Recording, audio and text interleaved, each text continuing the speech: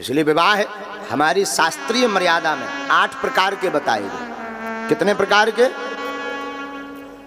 सनातन परंपरा में 8 प्रकार के आचार्यों ने वर्णन किए। पहला विवाह ब्रह्म विवाह। ध्यान से सुनना 8 विवाहों को। प्रथम विवाह है ब्रह्म विवाह। ब्रह्म विवाह का अर्थ जो सर्वश्रेष्ठ है। इस विवाह में पिता अपनी पुत्री के लिए सुयोग्य वर को ढूंढता है और पिता साबंधुओं सहित एक शुभ मुहूर्त निकाल करके पाणी ग्रहण संस्कार पूर्ण करवाता है। इस विवाह का नाम है ब्रह्म विवाह। कौन सा विवाह? दूसरा सुनिए, दूसरा विवाह है दैव विवाह। दैव विवाह में पुरोहित को अधिकार होता है। पुरोहित यानी आचार्य, जो घर के पुरोहित कर्म पूर्ण करते हैं, कर्म कांड करते हैं, उन आचार्य को पुत्री के लिए सुयोग्य वर ढूंढने का अधिकार होता है। और वो जिसको चयन कर लेता है तो पूरा परिवार पुरोहित की हाँ में हाँ मिला करके अपनी लाली का विवाह, बेटी का विवाह संपन्न करा देता है। इस विवाह का नाम है दैव विवाह। तीसरा विवाह है आर्ष विवाह। आर्ष विवाह में ऋषियों मुनियों को गाय बैल आदि देकर विवाह संपन्न करवाया जाता है। श्रेष्ठों को गाय बैल दिया, गाय बैल देकर के विवाह पाणी ग्रहण संस्कार पूर्ण किया। इस विवाह का नाम है आर्ष विवाह। चौथा विवाह शास्त्र में प्रजापत्य विवाह। प्रजापत्य विवाह। इस विवाह में पिता की आज्ञा से वर और कन्या दोनों एक दूसरे को अगर चुन लें और पिता आज्ञा दे दें तो अगर विवाह संपन्न हो जाए तो वह विवाह चौथे नंबर का प्रजापत्य विवाह हो जाता है। 5वें नंबर का विवाह कौन सा है? 5वें नंबर का विवाह है असुर विवाह। असुर विवाह में कन्या पक्ष से धन लेकर के विवाह जो करता है उस विवाह का नाम है असुर विवाह। और आजकल प्रायः असुर विवाह की पद्धति ज्यादा, इसमें कन्या पक्ष से धन खूब लिया जाता है, विवाह संपन्न करवाया जाता है। इसको ज्यादा शास्त्र में महत्वता नहीं दी गई। 6वां विवाह राक्षस विवाह। इस विवाह को प्रेम विवाह कहा जाता है, जो आजकल चल रहा है ना मार्केट में लबेरिया।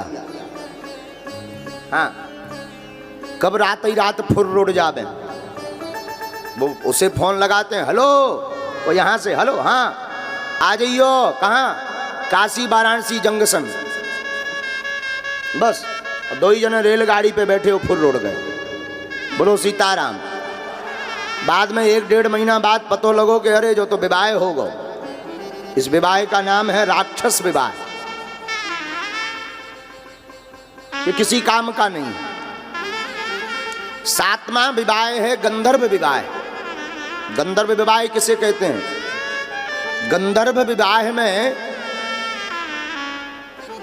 युद्ध करके बलात् रूप से अगर कन्या को वरण कर लिया जाए, कन्या को छुड़ा लाया जाए, युद्ध किया जाए, बलात् रूप से उसके साथ विवाह किया जाए, तो उस विवाह का नाम है गंधर्व विवाह।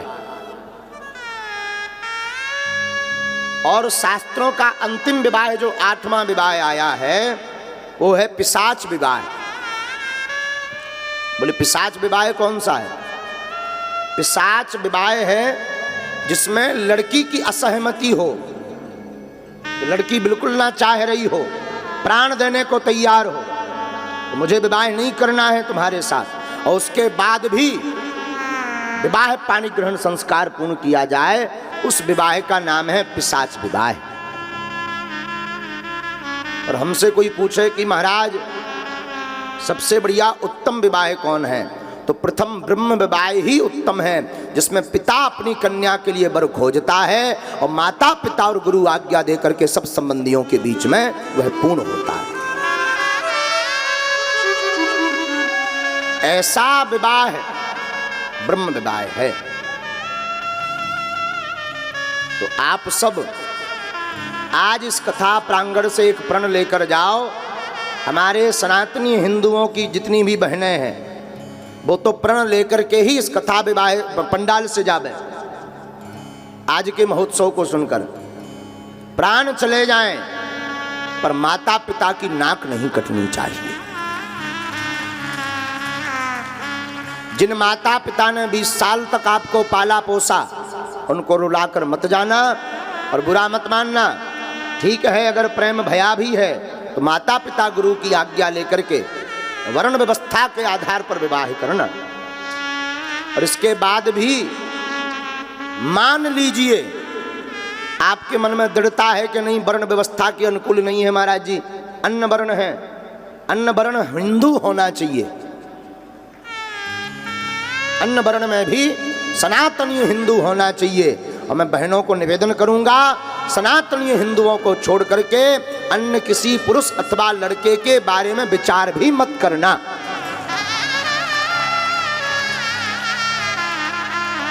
क्योंकि आजकल हमारे आपकी समाज की बहनों को अन्य धर्मों के लोग तिलक लगा कर आएंगे, धागा मौली धागा पहन कर आएंगे,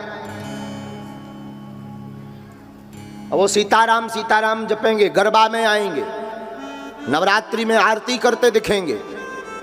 वो सिर्फ इसीलिए आते हैं कि हिंदुओं की बहन बेटियों को किसी भी प्रकार से अपने जाल में फंसा सकें और इनके वंश को, इनके पिता को डिप्रेशन में पहुंचा सकें, ताकि इनका घर बर्बाद हो जाए। ये सोची समझी साजिश है। इस साजिश के शिकार मत होना। विवाह करना ही है, प्रेम करना ही है तो सनातनी हिंदू से ही प्रेम करना।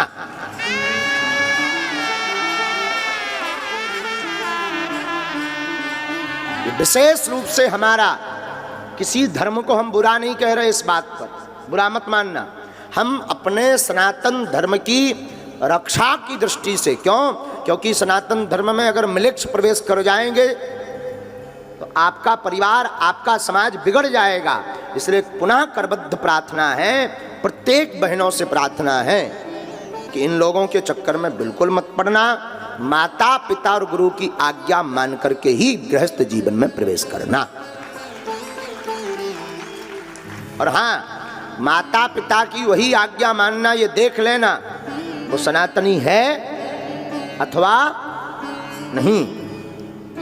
क्योंकि देखो भाई, बनावटी चीजें 2-4 दिन के लिए तो चल जाती, पर बनावट की वस्तु ज्यादा दिन टिकती नहीं है। भगवान की बड़ी कृपा है कि अन्य धर्मों के कुछ लोगों ने हमारी अपनी समाज की बहन बेटियों पर कुठाराघात करने का प्रयत्न किया, तो उनका रहस्य अनेक जगहों पर खुल गया। इसलिए पुनः हम कहते हैं, उस रहस्य को आप सब समझो और आप सब सावधान हो और ऐसे लोगों से कोसों दूर रहो।